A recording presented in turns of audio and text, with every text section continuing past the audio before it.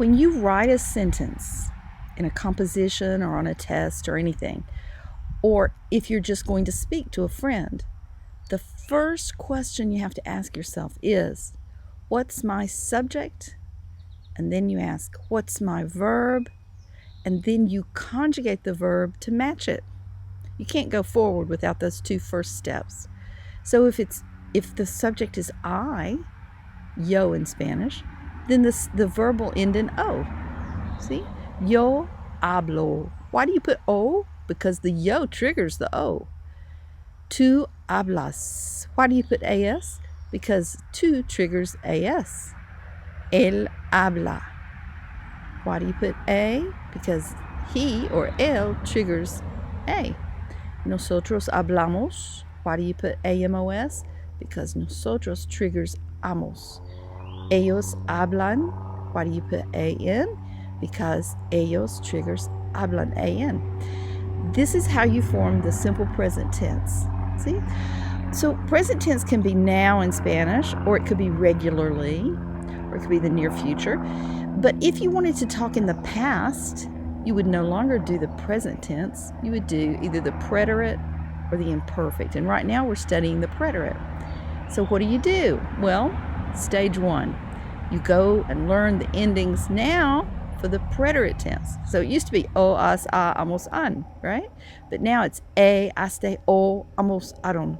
So you learn a new little box full of endings if you want to change from present tense to preterite. But you still have to match up the person and the verb. So a, aste, o means if it's yo, it'll be yo hablé, tú hablaste, él habló. So you're going to still match the fact that it's a subject, whatever the subject is, you still have to match it to the appropriate ending. And I noticed this is really becoming a place where people are losing points on the tests and on the compositions. Just go back and make sure that your subject and verb agree, whether it's present tense, preterite tense, pretty soon imperfect tense, pretty soon future tense. No matter what the tense or time of the verb, you always have to match the subject with the ending. It's called subject-verb agreement. Another thing I've noticed in reading your compositions is that there's some weakness on the verb gustar. Gustar is unusual, and here's why. In English, they translate the verb gustar, they translate it in the dictionary to mean like, but that's not really true. They don't say like. They don't say I like something. I don't know, it's just not the way they look at things. They say the thing pleases me. The thing is pleasing to me. Pizza is pleasing to me. Not I like, but it's pleasing to me. So look what happens. If I say I like pizza, I'm the subject. But if I say the pizza's pleasing to me, the pizza's the subject. So the subject changes from English to Spanish when you use gustar, which means to be pleasing to, right? So they teach you, the first one they teach you is a mí me gusta la pizza. A mí, a mí, a mí. To me, it is pleasing to me, the pizza. So the pizza is actually the subject. The pizza is the subject. You are no longer the subject. The pizza is the subject. See?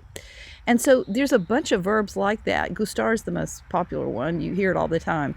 So you keep that in mind when you go through life going subject, verb, subject, verb, subject, verb. But then when you get to gustar, you go, uh-oh, my subject, Lola, my subject is now the thing, not this person, but it's the thing. So if I say I like Lola in English, I'm the subject. But in Spanish, I like Lola. Lola's the subject. Lola, she is pleasing to me. You see? So that's why gustar is sort of backwards. It's a little bit backwards. But you have to remember that you need that ah. You need a mí, a ti, a él, a ella. So when you think gustar, the first thing out of your mouth should be ah.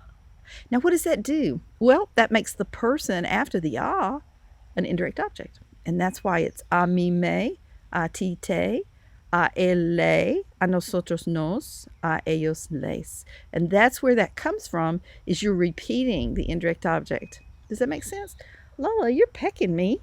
You're the subject, and you're pecking me, right? What a bird.